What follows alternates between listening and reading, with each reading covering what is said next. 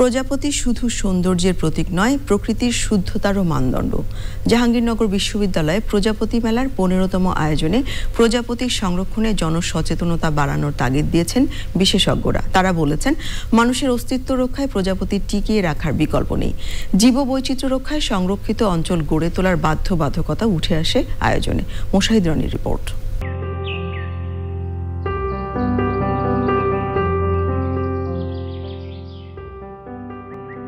একটি শুঁয়োপোকার জন্য যা পৃথিবীর শেষ, বাকি সকলের জন্য তা হলো একটি প্রজাপতি।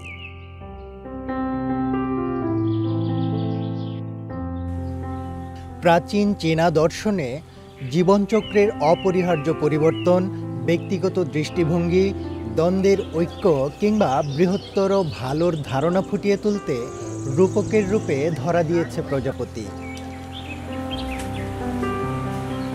অল্প দিনের জীবনচক্রের প্রজাপতি শুধু সৌন্দর্যের প্রতীকী নয়, বরং পরিবেশের ভূমিকাও অপরিসীম। কিন্তু জানার স্বল্পতা ও অসচেতনতায় প্রকৃতি থেকে হারিয়ে যাচ্ছে প্রজাপতি।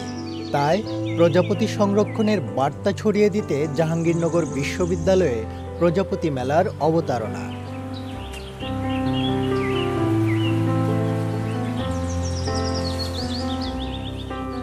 বর্ণাঢ্য শোভাযাত্রা, জীবন্ত প্রজাপতির প্রদর্শনী, স্টলে স্টলে সচেতনতার বার্তা নিয়ে বিচিত্র আয়োজন এবং ছবি আঁকা প্রতিযোগিতায় উঠে আসে প্রজাপতি সংরক্ষণের তাগিদ। অনেক প্রজাপতি দেখছি, এখানে ওইখানে কত প্রজাপতি। আমার এটা দেখে খুব ভালো লাগছে। আমি প্রজাপতি দেখতে আসছিলাম, অনেক সুন্দর লাগলো। আমার ভালো লেগেছে, এখানে অনেক প্রজাপতি দেখেছি। লাল, নীল, হলুদ, সবুজ, এখানের পরিবেশটা অনেক সুন্দর। বাচ্চারা ইন্টারেস্টেড হয়, আসে, প্রজাপতি সম্বন্ধে জানে।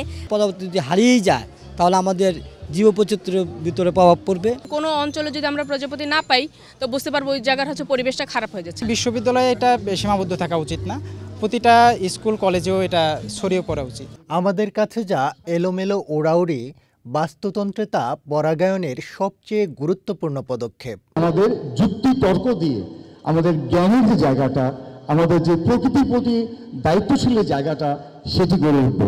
ছোট্ট জীবনে প্রজাপতি তার সৌন্দর্য দিয়েই হোক, অথবা তার যে পরাগায়ন এবং অন্যান্য প্রাকৃতিক ইকোসিস্টেমের যে ভূমিকা পালন করে, তার মাধ্যমেই আমাদের প্রকৃতি টিকে আছে, আমরা টিকে আছি।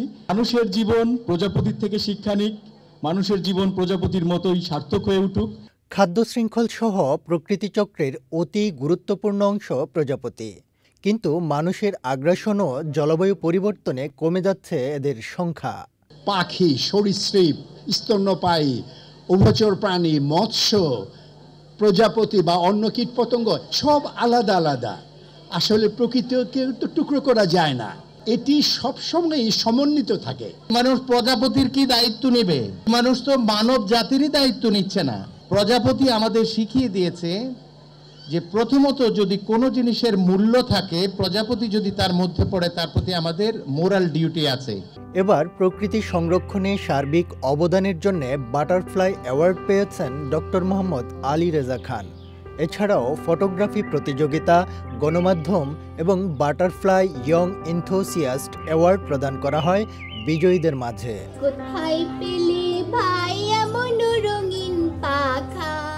Moshahid Roni, channel I, Savar, Dhaka.